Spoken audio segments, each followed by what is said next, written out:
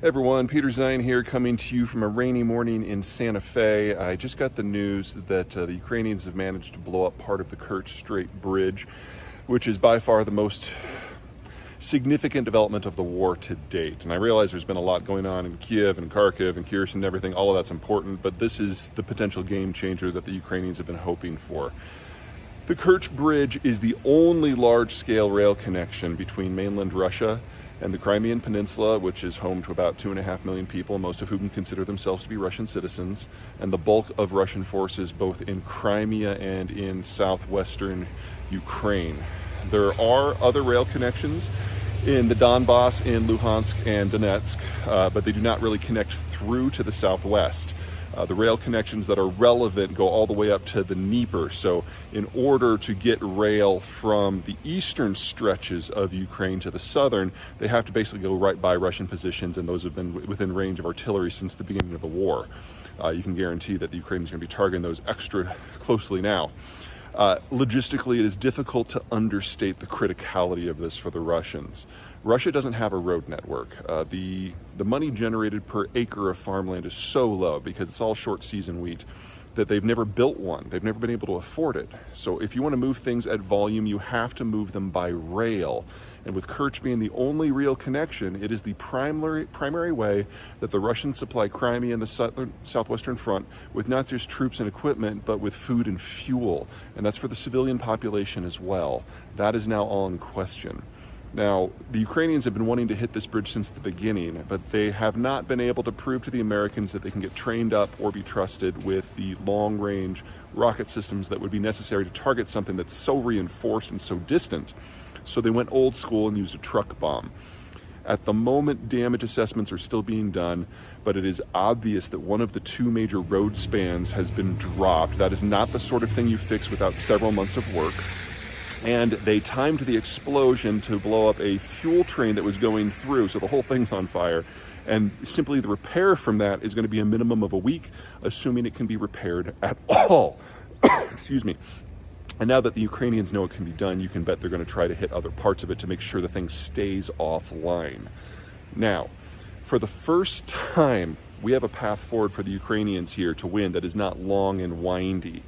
I've always been cautious about saying that Ukraine can win this because by the numbers they can't, especially with the mobilization and the Russians planning on throwing at least 500,000 troops into it. I mean, you throw 500,000 troops into anything, no matter how badly supplied they are, and you can move the boulder and make the situation very different. And that is how Russia has traditionally won all of its wars.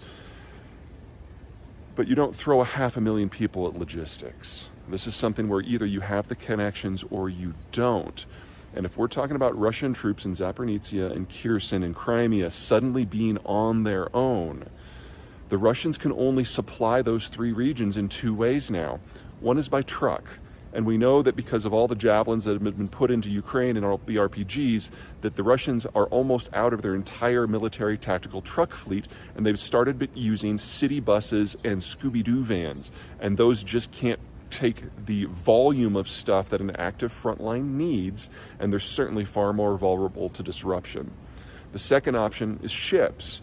You do have major ports at Novorossiysk on the Black Sea, but if we're now in a situation where Kerch can't supply things like anti-aircraft missiles, anti-ship missiles, food, it's very easy to see the Ukrainians being able to repeat the feat that they did earlier this summer when they sunk the flagship, the Moskva, and do that to every single cargo ship that the Russians try to bring in.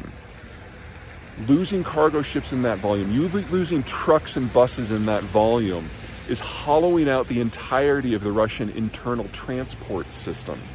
This is the sort of thing that if you bleed this fast, it takes a decade to recover from. And in a war zone, that is not going to happen, particularly since we're in an environment of sanctions where people are getting more and more skittish about selling the Russians anything. So for the first time, the Ukrainians have a window to victory, and that's my sign that I'm done. Okay, you all take care. I'll give you an update as soon as I have more information. Hey everybody, Peter Zeihan here, coming to you briefly from New York City. I'm in town for like 16 hours. Well, anyway, I wanted to do a quick update because things are changing so quickly in Ukraine. There's been a series of breakthroughs through Russian lines north of Kherson, and as a result, it appears that the entire Russian line is crumpled. The problem is that the Russians really have nowhere to retreat to, or at least not with their gear. There are two bridges, one in Kherson and one in Nova Kakhovka, that have been damaged, so you can walk across them, but you can't take your equipment with you. You can't drive across them.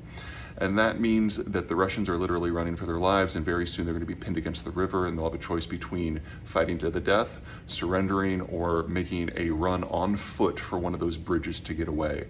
Now, this would obviously be bad for the Russians in any circumstance, because this is the furthest that the Russians have gotten. Kherson is the only major city that the Russian advance has captured in 7 months. But there's an additional problem here.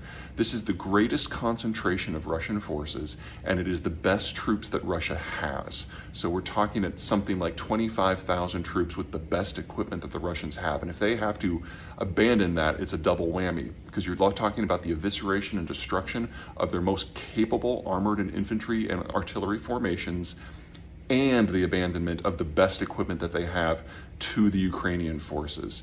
In terms of weapons transfers, this would be bigger than even what the Ukrainians got with their Kharkiv offensive and the capture of Izium last month.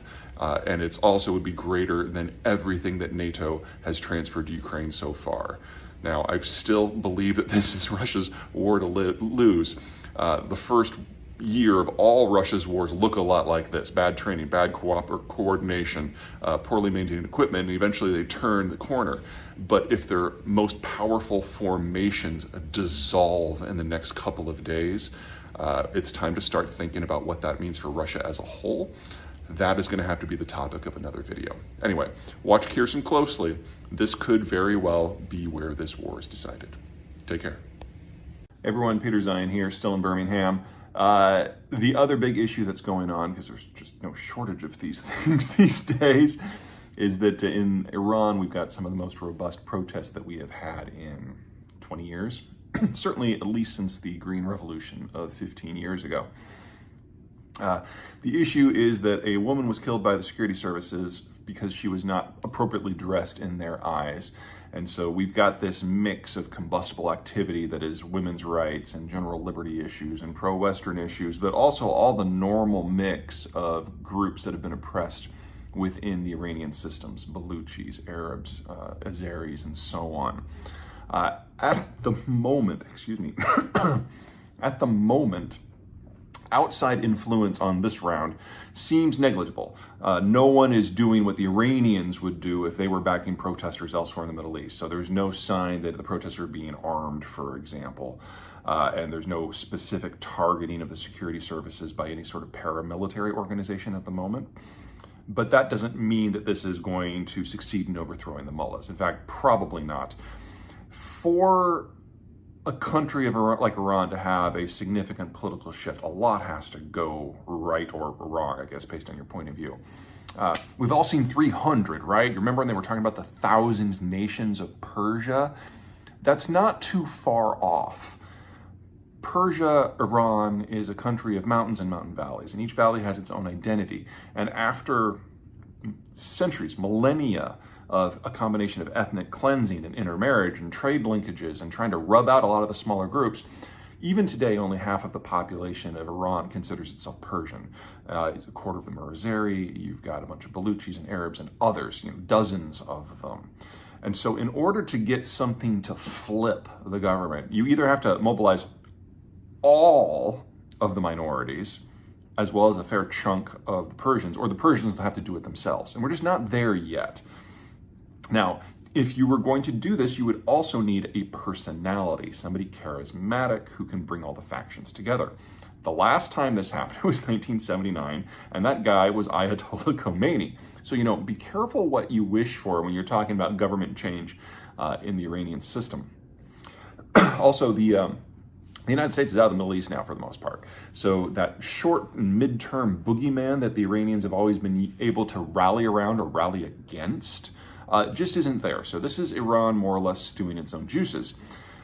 And considering the general issues of economic dislocation across the country, because things have been getting worse and worse and worse for years, Some version of this is probably the Iranians' new normal for at least another 10 or 20 years. Slow, steady, low to mid-level protests that never really end. They just kind of eke on. But this is what the Iranian security services were designed for. Iran, because of its mosaic of ethnicities, the Persians have always been nervous that there could be a rebellion. So they maintain, in per capita terms, one of the largest militaries in the world, over 1 million for a country that's a population of about 75, 80 million. That means that they basically occupy themselves in order to prevent these groups from ever rebelling. And a 1 million-man army is more than enough to keep a lid on protests that at this point simply haven't risen to the threshold of regime challenge. Okay, that's it for me. Until next time.